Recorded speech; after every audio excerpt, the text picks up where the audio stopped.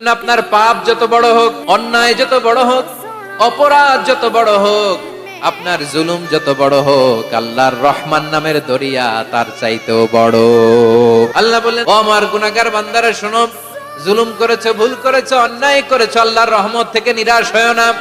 আমরা বিশ্বাসীরা কশিন কালেও আল্লাহর রহমত থেকে নিরাশ হব না। ঠিক কিনা বলেন? আল্লাহর রহমত থেকে নিরাশ হবেন? ভুল করে ফেলছেন, আরে ভুল তো সবাই করে। পাপ হইছে, আরে পাপ তো সবার আছে। আপনারা সবাই পাপী, সবাই পাপী। যত পাপ হোক, ভুল হোক, অন্যায় হোক, অনুতপ্ত হয়ে তওবা করে, ওযু করে, জায়নামাজটা বিছিয়ে সেজদা দিয়ে চোখের পানি ছাড়েন। চোখের বেয়ে পড়া পানি আল্লাহর কাছে যে কত প্রিয়। অনুতপ্ত বান্দার চোখের পানির ফোঁটা তার চোখ বেয়ে, নাকের ডগা বেয়ে জমিনে ড্রপ করার আগেই আল্লাহর ওই বান্দার সব গুনাহ মাফ করে দেয়।